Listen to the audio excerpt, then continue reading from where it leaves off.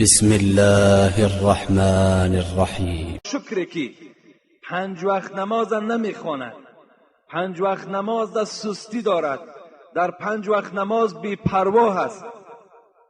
لم تکن له نورا ولا برهانا ولا نجاتا و کان یوم القیامت مع فرعون و هامان و ابی ابن خلف. چه وعیدی سخت است، چه ارزنده هستند این طایفه بی نماز. رسول اکرم گفت کسی که 5 وقت نماز نخواند، این نعمت پروردگار در کفران کرد، ناشکری کرد، اینها در روز قیامت نجات ندارند، اینها در روز قیامت اجازتنامه ندارند، بلکه اینها چیکار میکنند؟ اینها روز قیامت پدرشان واریثشان فرعون است. فرعون فقال این ربکم الاعلا. این بدبخت گفته بود من خدا هستم. بی نمازها همراه فرعون هستند. هامان گفته کی را میگن؟ وزیر این بدبخت، وزیر فرعون هامان بود. کسانی بی نماز همراه هامان هستند و کسانی بدبخت بی نماز همراه ابی ابن خلف هستند، دشمن سرسخت‌ترین پیغمبر ما و شما. کسانی بی نماز در بعض روایت قارون هم آمده است. آدمای بی نماز همراه قارون هستند. من میخواهم که شمس الدین ذهبی را همراه بعضی از مفسرین، چرا پیغمبر خدا فرعون گفت، چرا پیغمبر خدا هامان گفت، چرا پیغمبر خدا قارون گفت، چرا پیغمبر خدا ابی ابن خلف گفت، چرا گفت؟ این عبرت است. میگوید اگر کدام پادشاهی که نماز نمیخواند وی همراه فرعون است، زیرا فرعون چی نگذاشت که نماز بخواند؟ سلطنت، پادشاهی نگذاشتش که وی نماز خواند. هر پادشاهی که در دنیا نماز نمیخواند وی همراه فرعون است، گفت شمس الدین ذهبی و دیگر مفسرای قرآن. و کسی که برای چی هامان ذکر شد؟ هامان وزیر بود. کدام وزیری که نماز نمیخواند، وزیری او سبب میشود وی بی نماز از دنیا میگذرد، وی همراه هامان است. قارون چرا ذکر شد؟ وی ثروتمند بود، وی بی نهایت میلیاردر بود، وی در همون بانک های شویتریا بگیم پول داشت، مال داشت. وی برای چی ذکر کرد پیغمبر؟ برای آنکه کدام انسانی که میلیاردر است، کسانی که ثروتمند و دولتدار هستند و همین ثروت و دولتشان مانع شد و آنها را نگذاشت که نماز خوانند، وی همراه قارون است. ابی ابن خلف چرا ذکر شد؟ این بدبخت ناکس، این خدازده در دوره های پیغمبر خدا روپروی پیغمبر آمدن و گفتن ای محمد، گفتن صلی الله علیه وسلم، من گفتن یک اسب را تربیه دارم، یک اسب را فربه کرده ایستاده هم. برای چی؟ گفت محمد. گفت برای هلاک تو ای محمد. من بالای این اسب سوار میشوم، هجوم بالای تو میکنم ای محمد و تو را نابود میکنم. این اسب در خانه بهر این من تربیه دارم. این کس نمیداند که محمد بی صاحب نبود. این بدبخت نمیدانست که محمد چنان پشتیبانی داشت که دنیا را در یک میجه زدن نابود میکرد. محمد این گونه صاحب داشت. مدعی خواست، سعدی میگوید مدعی خواست که از بیخ کند ریشه ما، غافل از آن که خدا هست در اندیشه ما. مدعی میخواهد، امریکا میخواهد، انگلیا میخواهد، ژاپن میخواهد که مسلمان ریشه کن کنه، لیکن مسلمان صاحب دارد، خدا دارد، خدا پشتیبانش میشود. انشاءالله اینا ریشه کن میشوند، اینا هیچ وقت غالب بالای ما و شما نمیآیند. وقتی که خدا خود میگه ان نحن نزلنا الذکر و ان له لحافظون، همه شما بی پروا باشین. ای امت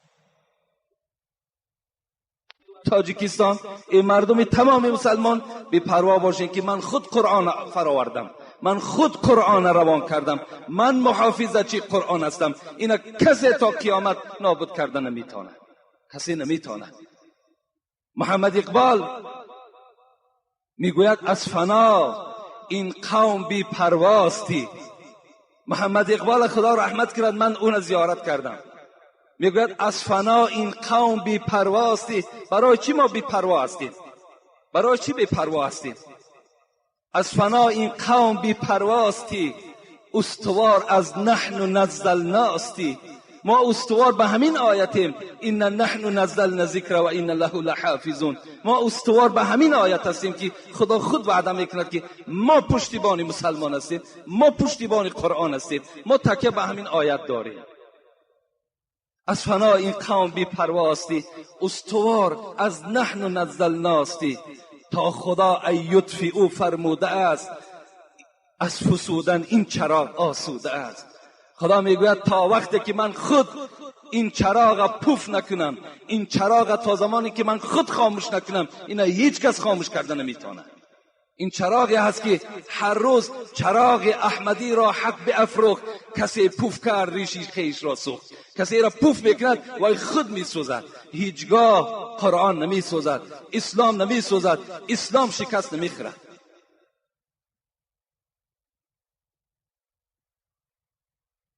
این ابی ابن خلف فکر کرد که من این اسب تربیه کرده ام قطعی محمد را هلاک میکنم. چی میداند که از دست محمد او هلاک میشود؟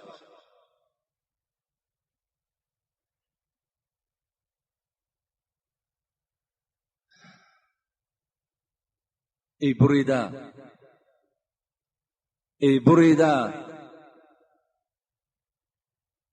آن لب و حلق و دهان،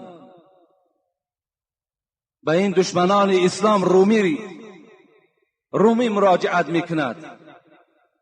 ای بریده آن لب و حلق و دهان، کی کند توف سوی مه یا آسمان.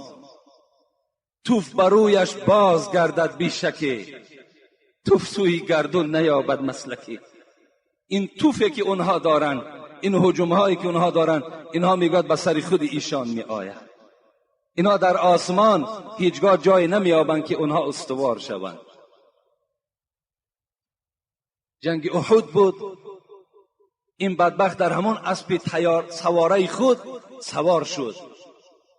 از اون جانب محمد بود صلی الله علیه و سلم، از این جانب این مشرکان عرب با همراهی ابو سفیان که این جنگ را بیشتری پول از جانب ابو سفیان شد برای طرفداری مشرکان. از اون جانب حرکت کرد ابی ابن خلف با اسب خود. صحابه پیغمبر گفتند که رسول اکرم اون ناکس هم با تو میخواهد هجوم کند. رسول اکرم گفتند بگذار پیش بیاید، بگذار پیش بیاید. ابی ابن خلف نزدیک آمد. رسول اکرم یک نیزه را برداشتند و جانب این دشمن سرسخت حواله دادند. این نیزه آمد، راویا میگویند در گردن ابی ابن خلف زد. از ضرب سخت محمد ابی ابن خلف بر زمین زد و از جای خود خیست، در اسب سوار شد و پس گشت، از میدان جنگ برآمد. ابو سفیان خنده کرد، گفته ابی ابن خلف در گردن تو اونقدر جراحی و از بینی نیست که تو مثل گاو فریاد زده ایستاده ای. گفت ابو سفیان گفت قسم به لات و عزا، وای به خدا باور نداشت، به همون هیکل ها باور داشت. گفت قسم به همون لات و عزا که تو میدانی که این ضربه کی است؟ این ضربه محمد است، این ضربه آدم عادی نیست، این ضربه محمد است. گفت و گفت به خدا قسم، گفت به همون لات و عزا قسم که اگر این درد که در گردن من است اگر در مردم حجاز تقسیم کنی همش هلاک می شود. و این ابی ابن خلف با همین داد و با همین فریاد بدبخت از دنیا گذشت. روز قیامت بی نمازهایی که به تجارت مشغول بودن و تجارت اونها را نگذاشت که اونها نماز خوانند. ابی ابن خلف تاجر بود، در زیر بیرق ابی ابن خلف میخیزند. کدام تاجره که امروز نمیخواهد یا اینکه دکان نمیتواند که در او را، دروازه او را بپوشد و نماز جمعه خواند و نماز 5 وقته خواند، فردای قیامت در زیر بیرق این ناکس، این نالایق ابی ابن خلف سر میبردارد. چی ناخوب است، چی زشت است، چی شرمندگی هست که آدم در زیر بیرق فرعون، در زیر بیرق هامان، در زیر بیرق قارون، در زیر بیرق ابی ابن خلف خیزد. چی خوش است که ما و شما در زیر بیرق محمد اگر سر بردارید. چی خوش است که اگر ما و شما در زیر بیرق ابوبکر اگر سر بردارید. چی خوش است که در زیر بیرق عمر که در محراب از دست فیروز ابولولوی مجوسی زده شد، روده ها برآمدند، حضرت فریاد زدند آیا عبدالرحمن ابن عوف هست؟ گفتن هست. گفتن پیش در آمد حضرت در همون حالت از پس عبدالرحمن ابن عوف نماز خواندن عمر ابن الخطاب، در حالتی که روده های مبارک کشال بدن. نماز خواندن، تمام کردن. اونها مثل ما و شما مثل دانچین، مرغ دانچین نماز نمیخواند، بلکه 2 رکعت نمازی او ساعت دوام میکرد. حضرت طاقت کردن نماز خواندن. چی خوب است که ما و شما در زیر بیرق عمر سر برداریم. چی خوب است اگر ما و شما در زیر بیرق عثمان سر برداریم. چی خوب است اگر ما و شما در زیر بیرق علی سر برداریم. این برای ما و شما خوب است. خوش به حال همون خانواده‌ای که اصلاح شده است. خوش به حال همون زن و مادر و کودکایی که در خانه سحر میخیزند، با یک حالت وزنی چشمها را میشکند، خواب اونها را غلبه میکند. لیکن ایمان، لیکن این مردی بزرگی که در خانه سرفرمانده خاندان است، اونها را بیدار میکند و جای نمازها پرتافتگی نماز میخوانند. خوش به حال اون خاندان. اون خاندان چه مبارک خانه هست. رسول اکرم میگوید لا سهم فی الاسلام لمن لا صلاة له. بی قدرترین، بی حیاترین، شرمنده ترین انسان در روی دنیا نفری هست که نماز ندارد. در بین تمام ملت، در بین این 7 میلیارد آدمی که در دنیا زندگی میکند، رسول اکرم گفتن لا سهم. سهم گفتن قدر، قیمت میگن. قیمت ندارد شخصی که نماز نداشته باشد. بی آبرو هست، شرمنده هست. یک شیخ خواستن که سفر کنن و سفر او با طریق راه بحر بود. آمدن نزد ساحل و کشتی منتظر بود حضرت در کشتی نشستند. وقتی که کشتیبان کشتی را حرکت دادند، در بین ساحل رسیدند.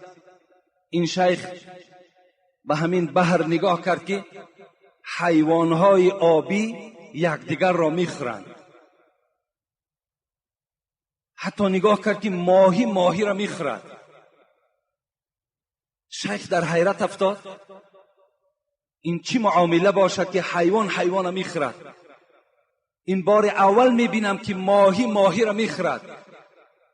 کشتیبان فریاد زد، گفته دوست خدا این چی معامله هست که امروز من میبینم؟ گفتن ای شیخ، گفتن این 10 سال شد که من در این ساحل، در این دریا مهنت میکنم، کشتی خودم میرانم، این احوال را مشاهده میکنم که حیوانهای دریا یکدیگر را میخورند، حتی ماهی‌ها را میخورند. شیخ در حیرت افتادند و در حال برای سیر این آشکار کردن جای نماز پرتافتند و سوی پروردگار خود مناجات کردند، خدایا از سیر این ما را خبر بده. این چه احوال شد؟ این دهشت است، گو این مصیبت است. مناجات آمد. ای دوست خدا، گفت باره در این کنار بحر یک شخص بینماز خواست که از این آب بحر بنوشد. فکر کرد که این آب شیرین است. وقتی میگوید در دهان خود یک مشت آب گرفت و انداخت و دهان او را نافار کرد، زیرا که آب بحر تیز است، تروش است. در حال میگوید همون آب پس گردانید در بحر پرتافت. از زمانی که آب این دهان بینماز در این بحر پرتافته شد، این مصیبت در بحر فرا گرفت. از یک آب دهان بینماز امروز در این داخل بحر مصیبت است. امروز حیوانها به حیوانها هجوم دارند، ماهیها یکدیگر را میخورند. از چی حساب؟ از حسابی که این بینماز آب دهان خود در بحر پرتافت. وقتی که اگر آب دهان او اینقدر ضرر داشته باشد، پس وجود او در بین این بالای زمینی که دور میگردند چقدر ضرر دارد. میگوید زمین روز 3 بار به سوی پروردگار زاره میکرده است: ای پروردگارا به من رخصت بده. چی رخصت بده؟ رخصت ده که تا 3 طایفه را در قعر خود کشم، عذاب دهم. خداوند میپرسید است: ای زمین اینها کیا هستند؟ میگفت است: یکم کسانی که مردم را بیگناه خون میریزند. مردم مسلمان را بیگناه خون او را میریزند. این طایفه را من طلب دارم. و دوم این طلب من این است که کسانی که از زنا در بالای من غسل میکنند، وای به حال جوانی که زنا میکنی. زمین امروز مثل همون سگی که به سوی یک انسان غرس دارد، صدا میبرارد که وای یک شاده کنند تا که وای یک کنده کند، پاره پاره کند. امروز زمین نسبت تو غضب دارد که پروردگارا آن موی سفید است، وای زن است، وای کمپیر است، دختری جوان است، جوانی جوان است. خدایا بر من اجازت ده تا که این طایفه‌ای که از زنا در بالای من غسل میکنند، اینها را من چیکار کنم؟ به فرو در شکم بی خود بکشم. اونا فکر میکنند زناکار که زنا کردم غسل کنم پاک میشم. تو پاک نمیشه. از زنا انسان پاک نمیشه، وای دایم جنوب است. آدم از کدام وقت پاک میشد؟ وقتی بازن حلالی خود میرسد. این حالت ده آب وای پاکیزه میکند، آب از وای نفرت دارد. سوم همان کسانی که نماز نمیخوانند، پروردگار را رخصت ده که اینها را من بر شکم به خود فرو برم. یقین است ما و شما روز وارد قبر میشویم که این شکم به زمین است.